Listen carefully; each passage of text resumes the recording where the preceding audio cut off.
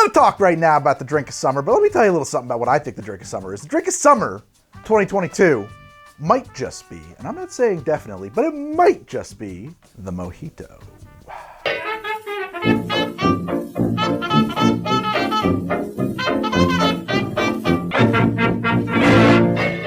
I know the New York Times says that the Dirty Shirley is the drink of summer, but frankly, I think it might actually be the Mojito. We discovered some new analytics that YouTube has rolled out for us, and it showed us what people were searching for, and it tells me that you're all searching about mojitos.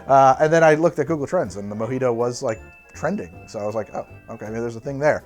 I don't know, we're gonna find out. And then the other day, I was at a local outdoor bar spot, not really a big crowd there or anything like that, but I observed them run out of mint and restock at like 4 p.m. because mojitos were being slung. And then I ordered one of their mojitos, and it was pretty dang good. It was pretty good, dang good for a toes in the sand kind of beach spot that didn't take the drinks too seriously. So today I thought I wanna make a mojito the way I've always made a mojito. And then when I was researching this episode, I saw Erickson makes a mojito. He calls it the slow mojito. I mean, it looks really cool. I want to try that out. Right off the bat, I'm just gonna make a mojito. I'm just gonna do it. So I'm gonna take my glass. Look at this, the return of the mint keeper. We haven't had this guy on the set in a while, but it really does work. The mint we've put into this is so much better than the mint we don't put into it. Most mojito recipes say like between 5 to 7 or 8 mint leaves. That depends on how big your mint is, how minty you like your drink. These leaves are pretty big, and I like a pretty minty mojito, so I'm gonna probably go a little heavier than that. So let's say 10 to 15 mint leaves. I'm not really keeping count, but like, that's gonna be enough. And you can put the whole stem in there. The videos I've seen of people having mojitos made for them in Cuba, they do, but they're also slinging drinks like every second. So I think that's more of a speed thing than like it's better with the stem thing. I think if you have the option, take the stem off. I'm gonna do a ½ ounce pour of simple syrup, and that's a 2 to 1. So it's like a third more than a 1 to 1 simple. So mojitos should be made with Cuban rum. Really, I think the rum for mojitos is Havana Club 3-year. Cannot get that in the US because, believe it or not, I know I get these comments all the time like the embargo's over. It's not, the embargo is still on. We still can't get or buy things from Cuba. It's crazy. One of these days it's gonna work. It hasn't worked in the last 60 years, but boy, I feel like 2022 is gonna be the one that does it. It's gonna do it. We're gonna get that Coca-Cola factory back. Let's do 3-year, Plantation 3-year. 2 ounces of Plantation 3-year. Oh, Bacardi. That's probably the one that you're, locally, you're probably gonna find a Bacardi Silver. That's like the easier stuff to find if you don't have a really well-stocked liquor store. By the way, if you don't have a really well-stocked liquor store, have I mentioned Curiata in a minute? I know I haven't because I'm a terrible partner. But, if you go to drink.curiata.com, you'll find the How to Drink collection. I don't know about the Hamilton 87. This stuff's pretty hard to find. I just happened to see this at Astor Wines and we snagged it, but I'm almost certain Plantation 3 Star is up there. And if it's not, we're gonna get it up there.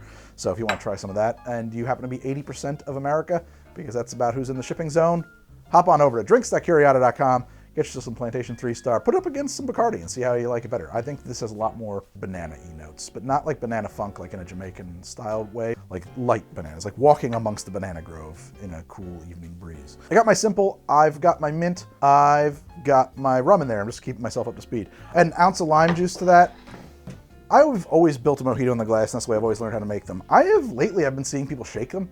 I think that's a great idea. I don't think there's any reason why you shouldn't shake them, but I'm not gonna do that today because I'm building one the way I've always built a mojitos, the way I've always made mojitos. So we're gonna muddle, and a lot of times you'll see people like, well, if I had some like limes in there that I was trying to muddle, I might do that. But in this case, we're just gonna press straight down just to press the mint, because what you don't wanna do, and you can press fairly hard as long as you don't go sideways on it. You just don't wanna tear it.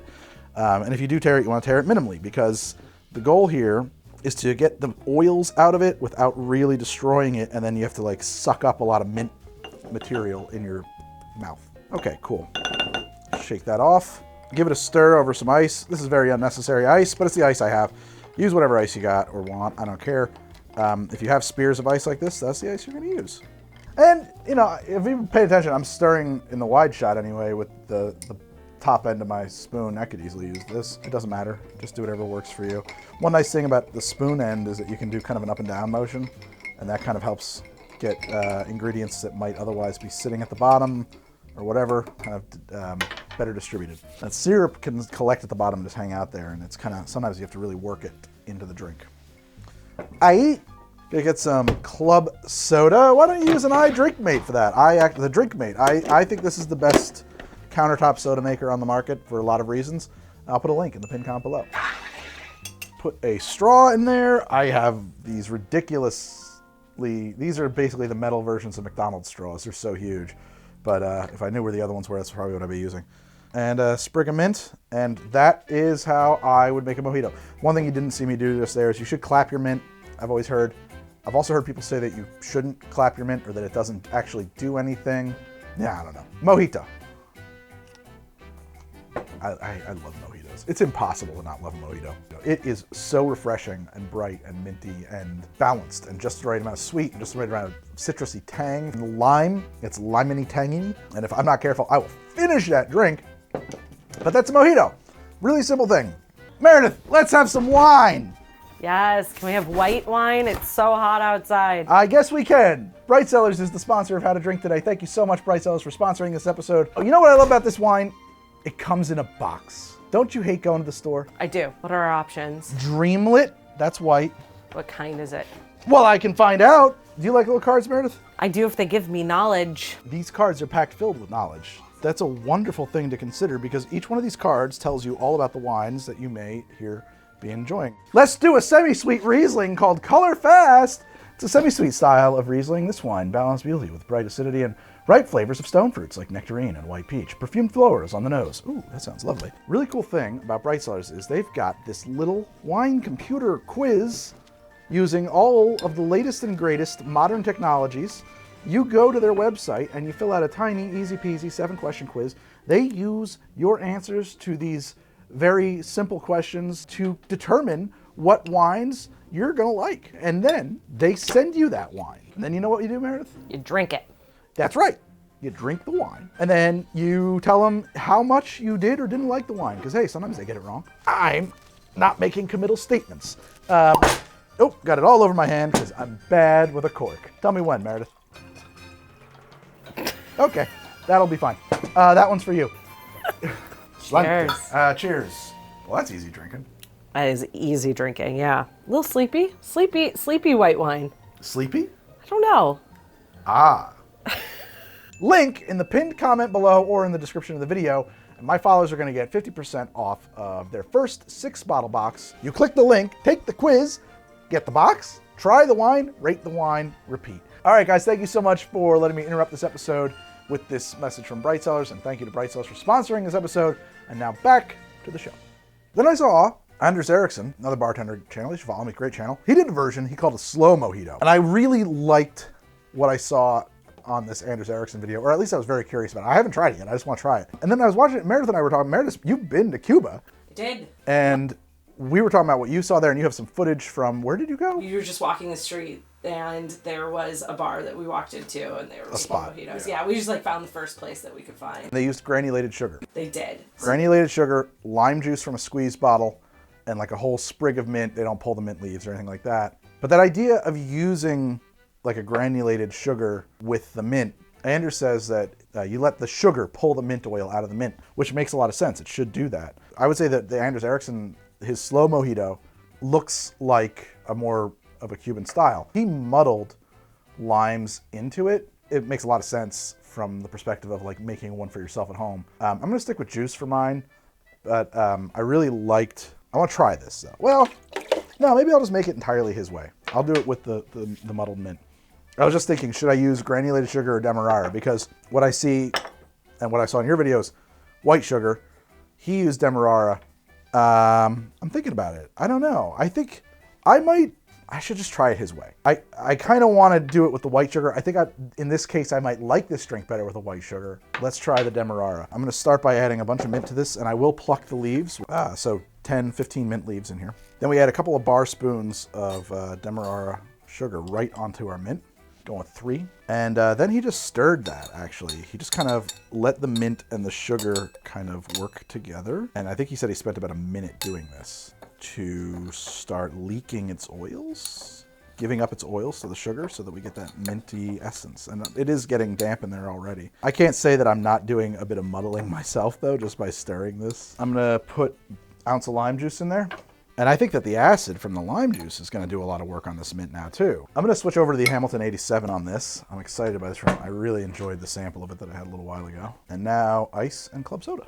Just give that a little stir to kind of incorporate the elements there. Another sprig of mint and a straw. And there we have, I think it's pretty close to the Anders Erickson slow mojito and maybe some influence from the Cuban stuff I've seen. Very minty nose, as you would expect. I like that. It's a much more subtle drink.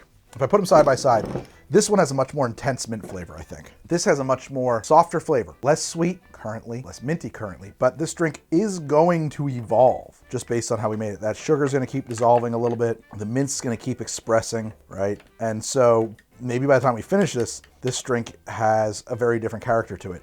This is a drink to spend some time with, to let it change in your hand. Whereas this is a drink, pardon my French, to cut a slam.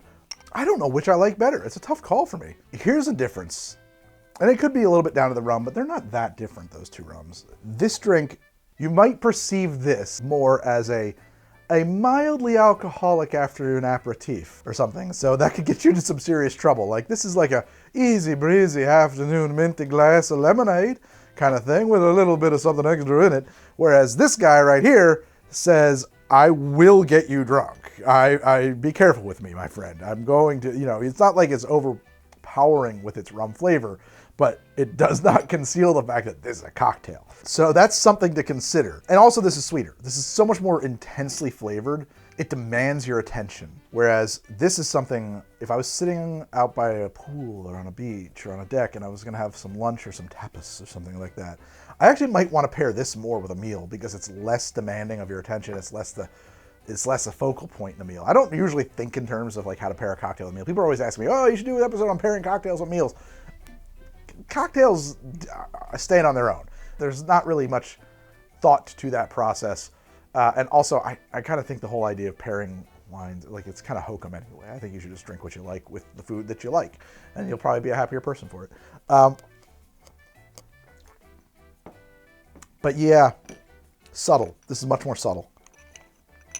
This is much more rock'em sock'em robots. Probably for the most part, I probably do like mine better if I'm honest. I think that you get a much more, first, if the goal of a mojito is to be powerfully minty, if there's a powerful mint, then I think mine is the mintier of the two. Well, that's the two mojitos I was gonna make. So I think it's gonna be a short one today. I think actually. Wait! Before you end, and so if you want to, I was at a bar last week and I had a basil mojito. This is really growing on me. Go on. I just think if you're gonna have like the drink of summer, there should be some variations on it. You had a basil mojito? It was so good. Well, I may have bought some basil so that we could give it a try. Okay. Yeah? Okay, yeah, let's do that right after this. All right, we're back. What herbs am I making mojitos with, Meredith? What do we got? Oh my God. All right, basil. You say that's good. That could be good. Sage. Okay. Cilantro. That's going to be divisive. I don't even know if I'm going to like a cilantro mojito. But thyme. The thyme mojito. The mojito of thyme. Rosemary might actually be great. I love rosemary in general. And dill? A dildito? We're gonna make a dildito. Every single one of these is insane. All right, so here's what we're gonna do. I'm just literally gonna make all of these at once. Let's do basil on my left, your right, camera right. Okay, this one's gonna be sage. We got some cilantro. Yeah, cilantro, I don't know.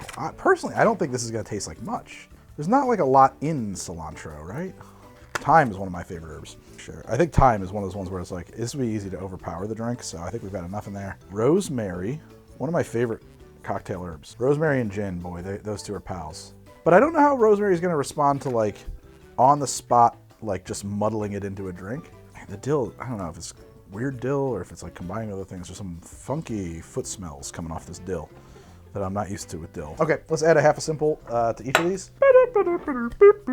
These are lovely ingredients, but when you start to sweeten them sometimes, they're like, eh. Okay, cool, lime juice for all of these guys. 1 ounce of lime juice. I'm kind of zen about it, Meredith. I don't think I have any expectations.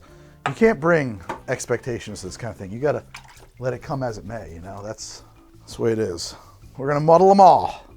Some of these, like, they're not mint, right? So like I'm getting a lot more aggressive with them because they're not the kinds of things that are delicate and need just a little touch to get their flavors out. Plantation rum, 2 ounces each.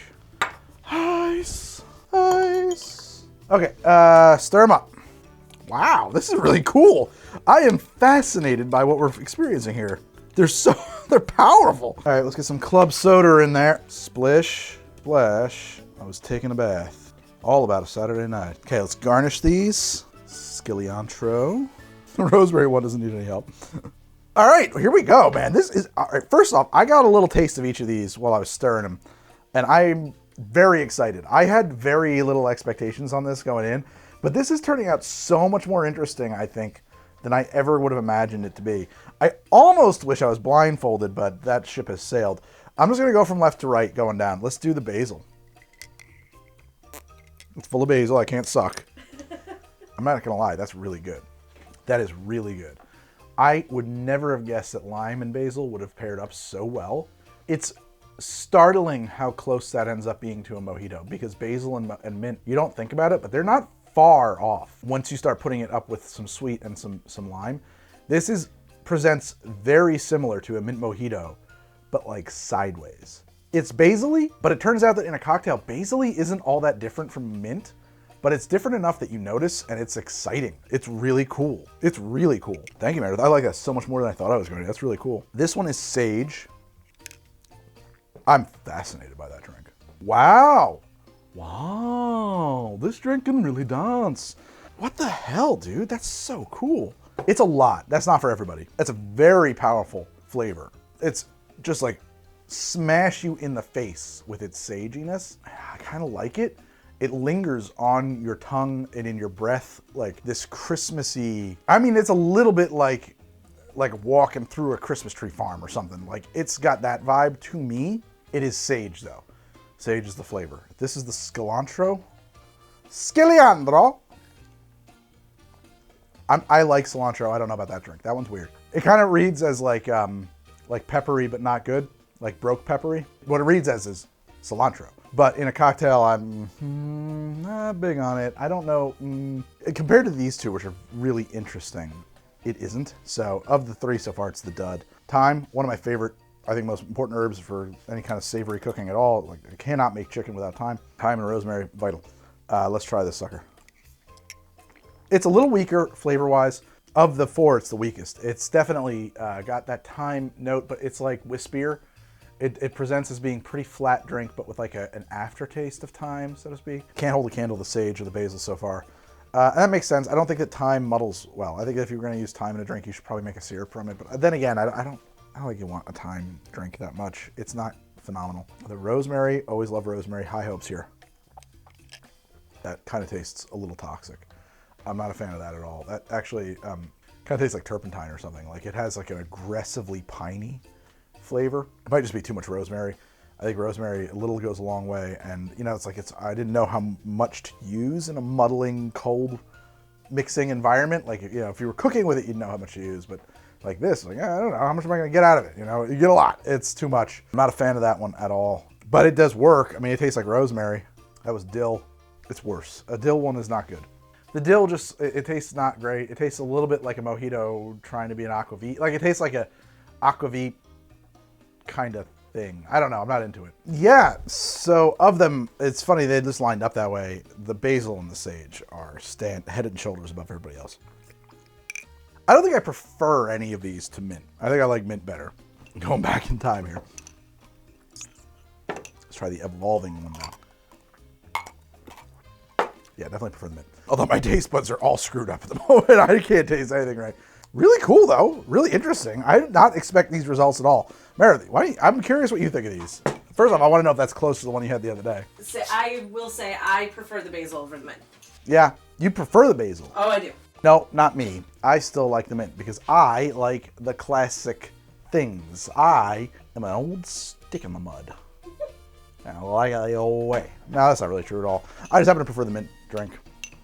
I'm drunk. Well, that's the show, guys. Thank you so much for watching. I'm on these social media places. Where am I at? You can find me on Twitter. You can find me on Instagram. You can find me on TikTok. You can find me on Patreon. You can find me on Twitch. I exist in many places, forms, and ways.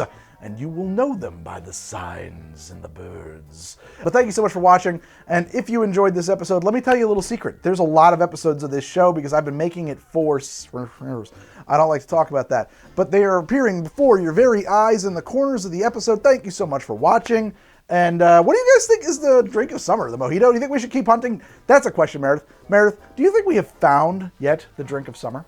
I think there's one more search to be done. The search for the drink of summer continues on How to Drink. All right, what do you guys think is the drink of summer? Drop me a line in the comments. Until then, thank you so much. Good night, good luck, and I'll see you next time on another HTD.